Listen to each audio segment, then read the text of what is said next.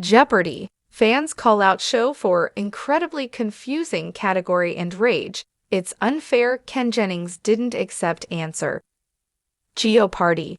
Fans are calling out the show for its incredibly confusing category and rage. It was unfair for Ken Jennings to not accept a contestant's answer. Viewers were disappointed and perplexed by the conditions of Monday's game, which included a special category to celebrate the upcoming Wicked movie release.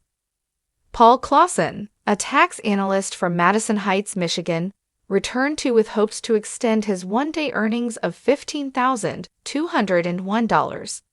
He went up against Janelle Lonergan, a product manager from Boston, Massachusetts, and Amy Fleener, an attorney from Cleveland, Ohio. Host Ken 50 walked onto the set to introduce the first batch of categories in the Jeopardy round. Today's episode included James Abraham Garfield, a turn of Latin phrase, black, SIMOLEONS, moolah, scratch, money, at the British Museum, and the final category that stumped fans, Wicked. The film's stars, Ariana Grande, 31, and Cynthia Erivo, 37, who introduced the category to the trio of contestants and plugged their upcoming film. Paul was first to take a stab at Wicked, although he looked unsure of his decision when he asked for the $800 clue. Wicked's director John M. Chu read out the answer in a pre-recorded video message.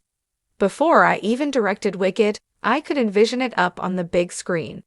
And now, we invite audiences to step inside the magical world of Oz to enjoy this type of 9-letter experience.